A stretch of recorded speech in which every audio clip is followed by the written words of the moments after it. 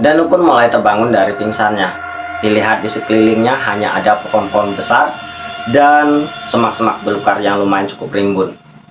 Diingat-ingatnya apa yang telah terjadi hingga dia tersesat di dalam hutan itu. Dia pun teringat bahwa malam tadi dia ditarik oleh hantu Sarni masuk ke dalam sumur tua angker itu. Kemudian dia pun mulai bergidik ketakutan. Dia mulai menyesali apa yang sudah dia lakukan. Rasa penasarannya, rasa sombongnya, itu membawa dia ke dalam malapetaka yang dia alami saat ini. Dilihatnya lagi di sekelilingnya hanya ada pohon-pohon besar dan semak belukar yang lumayan cukup rimbun. Dia pun mencoba mengumpulkan keberaniannya.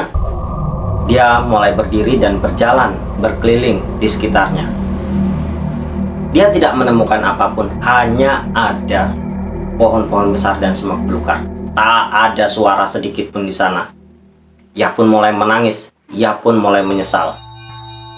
Dia mencoba berteriak sekuat tenaga, berkali-kali meminta tolong kepada siapapun yang mendengar suaranya. Namun, sudah beberapa waktu berlalu, hampir setengah jam dia berteriak di sana, tidak ada sedikit pun suara yang menjawab dari teriakannya. Dia pun kembali menangis, bersimpuh, dan menyesali apa yang sudah terjadi. Suasana yang temaram, seperti senja yang akan malam, tidak terang dan tidak gelap, membuat suasana semakin mencekam. Akhirnya, dia pun mencoba menerobos hutan itu untuk mencari jalan keluar. Beberapa waktu berlalu, dia terus berjalan tanpa arah, tanpa jalan, hanya semak belukar dan pohon-pohon besar yang diterobosnya. Sambil menangis dan berteriak, dia terus menerobos hutan itu. Hingga pada suatu ketika dia melihat sesosok nenek tua sedang duduk mengikat kayu bakar di hadapannya. Hatinya pun mulai tenang. Ternyata ada orang yang bisa dimintai pertolongan di hutan itu saat itu. Dia pun mulai mencoba mendekati nenek itu. Mulai ditanyanya tentang jalan keluar dari hutan itu. Namun beberapa kali bertanya, tidak ada sedikit pun jawaban dari nenek tua yang ada di depannya. Danu pun semakin penasaran. Ditanyanya berkali-kali, namun nenek itu tetap diam membelakangi Danu sambil melakukan kegiatannya, mengikat kayu bakar miliknya. Danu pun mulai kesal. Namun beberapa saat nenek itu berdiri. Namun yang menjadi kekecewaan Danu, nenek itu tidak menjawab semua pertanyaan dari Danu.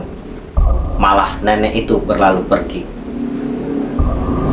Danu yang kesal tiba-tiba menarik bahu dari nenek tua itu.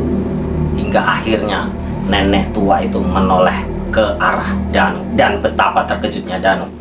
Ternyata nenek tua itu berwajah sangat hancur dengan darah yang mengalir di seluruh wajahnya. Danu yang ketakutan langsung berlari tunggang-langgang menerobos hutan, menerobos semak.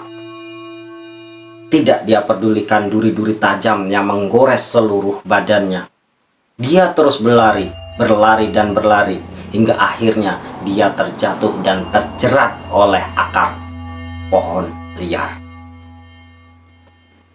Danu pun menangis. Danu pun menyesal. Dia mencoba berdiri, namun ikatan akar dari pohon liar menggulung kakinya hingga dia tak dapat lari lagi. Dalam kekalutannya, didengarnya suara kaki seolah-olah mendekati dirinya. Danu pun yang ketakutan mencoba memastikan suara apakah itu yang datang dari belakangnya. Ditolehnya ke arah belakang. Dilihatnya dengan seksama. Apakah gerangan yang datang menghampirinya? Apakah hewan buas atau hal lainnya? Dengan perlahan Danu menoleh ke belakang dan betapa terkejutnya dia. Ternyata sosok nenek tua tadi datang mendekati dirinya. Danu yang semakin ketakutan mencoba meronta-ronta, namun ikatan dari akar kayu liar itu semakin erat melilit kakinya. Danu berteriak. Danu meronta-ronta. Nenek dengan wajah seram, dengan wajah hancur dan darah yang berlumuran di seluruh wajahnya semakin mendekat dengan perlahan. Danu pun menutup matanya. Namun suara derak kaki nenek itu masih tetap terus mendekat dan semakin dekat, hingga akhirnya nenek itu berjongkok di depan wajah Danu. Danu yang semakin ketakutan semakin berusaha merontak dan berteriak. Namun nenek itu semakin mendekatkan wajahnya yang hancur ke depan wajah Danu. Dan seketika itu ikatan dari tali akar pohon liar itu pun lepas. Danu kemudian berdiri dan kembali berlari. Berlari tanpa arah, menembus lebatnya hutan tanpa dipedulikan. Dia terus berlari, namun tiba-tiba di depannya telah dihadang oleh sosok nenek tua tadi. Dani pun langsung berputar arah, kembali berlari, hingga dia tersandung dan kepalanya pun terbentur akar pohon tua.